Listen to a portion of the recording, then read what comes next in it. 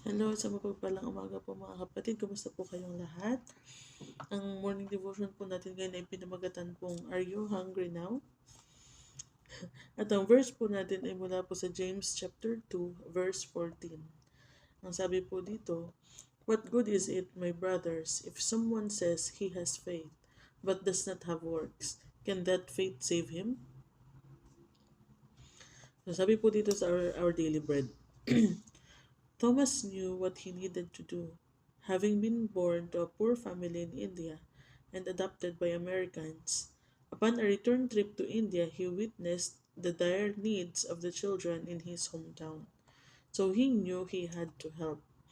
He began making plans to return to the US, finish his education, save a lot of money, and come back in the near future. Then, after reading James chapter 2, verses 14 to 18, in which James asks, What good is it if someone claims to have faith but has no deeds? Thomas heard a little girl in his native country cry out to her mother, But mommy, I'm hungry now. He was reminded of the times he had been intensely hungry as a child, searching through trash cans for food. Thomas knew he couldn't wait years to help. He decided, I'll start now.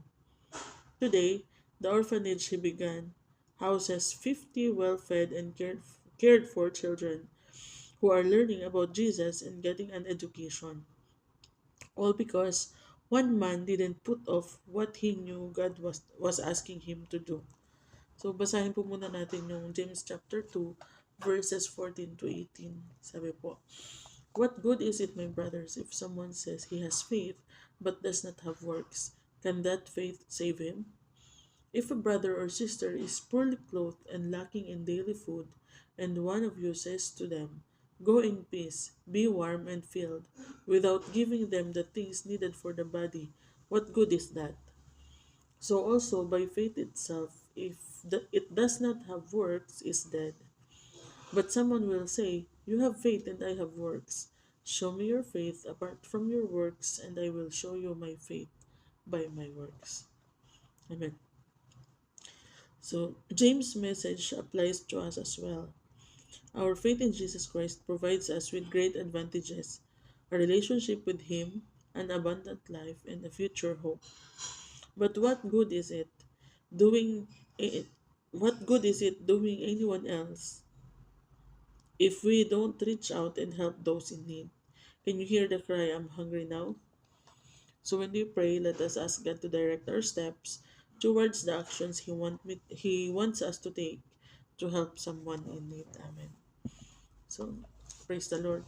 Dito po sa ating story, si Thomas, galing siya sa poor family in India and inampun siya ng mga Americans. And nung bumalik siya sa India, nakita niya yung sobrang kahirapan sa kanilang place, and andun yung kanyang ah, desire na makatulong, So, nagplano siya na pagbalik niya sa US, tatapusin niya yung pag-aaral niya, mag-iipon siya ng maraming pera, saka siya babalik para tulungan yung mga kababayan niya, Pero nung binasa niya itong James chapter 2, verses 14 to 18, na-realize nga niya na ano daw yung kinaganda nung magki-claim ka ng may faith ka, pero wala kang ginagawang mabuti, wala kang ginagawang kabutihan. So, may narinig siyang bata na umiiyak dun sa nanay niya, nagsasabi na, Mami, gutom ako, ganun.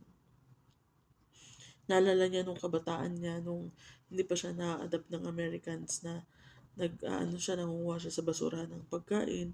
And he realized na hindi na niya kaya magantay ng ilang years pa para matulungan yung mga kababayan niya, So, he decided na magsimula na siya ngayon. So now, nagtayo siya ng orphanage and so far meron silang 50 kids na well-fed and cared for. At hindi lang sila busog physically, they are also learning about Jesus and getting an education. So they are also full spiritually, So, all because nag-start na si Thomas, na hindi na siya nag-wait ng years until yung tingin niya ay kaya na niya bago siya tumulong, ano po. So, nung tinawag siya ng Panginoon na tumulong, agad-agad ay tumulong na siya. So, the same goes for us bilang mga mananampalataya. At ano po, binigyan din niya tayo ng task to help others in need. Ano po, sabi nga dito sa James chapter 2, ah, kung meron po tayong mga kapatid, mga brother or sister na gulagulan itong damit, tapos wala silang makain, tapos sasabihan mo lang sila na go in peace, be warm and filled, pero wala ka namang binigay sa kanila, anong benefit nun? So, ganun din sa ating pananampalataya. Kung may pananampalataya tayo pero walang kasunod na gawa, it's dead, sabi nga, ang faith natin. Ano po? Kaya, yung sabi dito sa verse 18, show me your faith apart from your works and I will show you my faith by my works. So, kailangan po bilang mga totoong mananampalataya ng ating Panginoong Jesus, let us show our faith by our works. Ano po? Kasi kung totoo po yung ating pananampalataya sa ating Panginoong Jesus, talagang magre-resulta po yan ng mabuting gawa. Ano po? Talagang mababago po yung ating buhay, mababago yung ating pag-uugali. Ano po? It may not be in an instant na parang nakakilala ka ngayon kinabukasan banal ka na at helpful ka na. Hindi po. Day by day tayong binabago ng Diyos hanggang sa totally ay matransform tayo, ano po. So, one one attitude at a time, one day at a time. Ano po ang pagbago ng Diyos sa atin, ano po. And yun nga po, bilang mga mananampalataya, sabi dito sa ating Our Daily Bread, we have great advantages, ano po. We have a relationship with Him, we have abundant life, and a future hope, ano po. So, abundant life, in a way na hindi tayo pinagkukulang ng ating Panginoon. Ano po, we may not be super rich, pero hindi nagkukulang ng provision ng ating Panginoon. Ano po, and katulad nga dito sa story natin kay Thomas, gusto niya magpayaman muna siya, mag-ipon muna siya bago siya tumulong. Pero ang nais pala ng Panginoon, doon sa kung anong makakaya niya, ay tumulong na siya. So sa atin din po, kung alam niyo yung kantang Kailan pa ibibigay ang buhay mo at lakas. So, yun yung, kung aantayin natin yung time na tutulong ako, gagawa ako ng mabuti pag mayaman na ako, pag may kakayahan na akong tumulong, pag marami na akong ipon, or tutulong ako pagka yung maganda na yung trabaho ko, may stable na akong source of income, yung mga ganun. Paano kung hindi natin maabot yung ganong stage? Kunin na tayo ng Panginoon, di ba? Hindi naman natin alam. Or paano kung hindi pala yun ang plano ng Diyos sa atin? Hindi niya tayo payayamanin. Ano po, yung payayamanin niya tayo sa ibang bagay like sa family, sa health, ano po, pero hindi sa finances. So, hindi ka na magkakaroon ng chance na tumulong sa kapwa. So, the best time to help people in need is now. So help with whatever you can give, and help whoever you can help at the moment. Ano po, hindi naman pag sinabi natin na tutulong ako sa kapwa, kailangan 50, 100 katao na kaagad yung tutulungan mo. One person at a time. Kung ano lang yung maibibigay mo, at least nag-start ka na, ano po. And the more you help people, the more you give other people, the more God will give you, ano po. So, let's say, tutulong tayo simply to one person, dinoble ng Panginoon, edi dalawa na yung matutulungan natin, dinoble na po yun, di maging 4 na siya, dinoble ulit ng Panginoon, so sa susunod, 8 na yung mabibigyan natin, ano po. You don't have to be rich, you don't need money actually to help other people, ano po. Kung ano lang yung meron ka, let's say merong kapatid na magpapatayo ng bahay, at wala ka namang work that day, so why not lend some help, tumulong magluto, tumulong ka magpalitada or maghalo ng mga semento, grabe, yung ganun po. We can help with whatever we have, and whatever we can give, ano po. Pwede naman yung ating kalakasan, yung ating talino, kung meron tayong mga kapatid na nag-i-struggle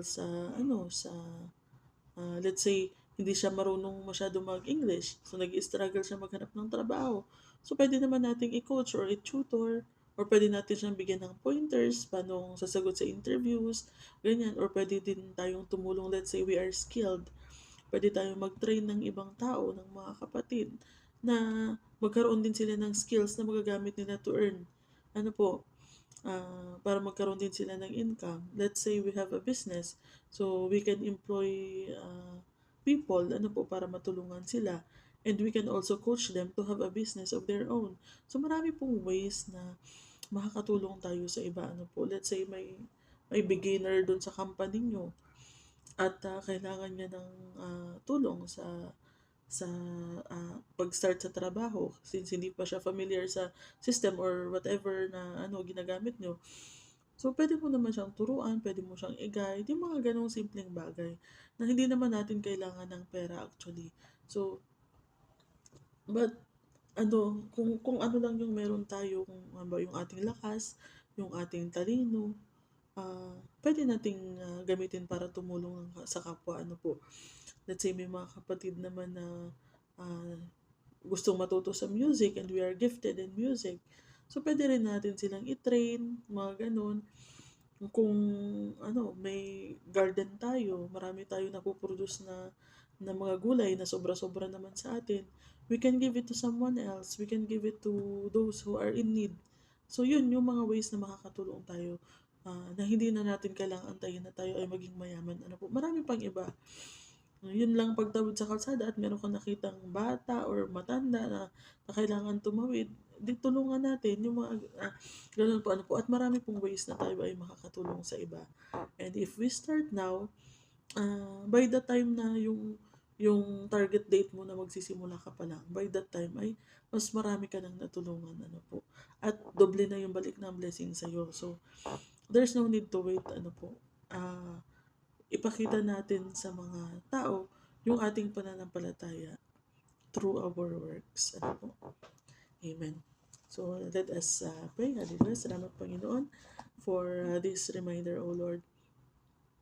Thank you, Panginoon, na patuloy niyo po kami pinagpapala. Thank you that we have a great relationship with you, Panginoon. Thank you na we have a better and best future, Panginoon, sa piling ninyo. And lagi po kayong nagpo-provide ng lahat ng aming pangangailangan. Lord, help us to extend, Panginoon, the blessings that you have given us sa ibang tao, Panginoon. Help us to show our faith through our works, Panginoon. Not only by providing physical food or sa kanilang physical needs, but more on spiritual, Panginoon, na maibahagi namin ang aming Panginoong Jesus, ang bread of life, so that no one will go hungry again, Panginoon. And help us, Lord, to help whoever we can with whatever we have right now, Panginoon. At patuloy na magtiwala, Panginoon, na kayo ang magsusustain at magpo-provide ng lahat ng aming pangangailangan. And help us always to realize that helping others is not our loss, but it's our gain, Panginoon.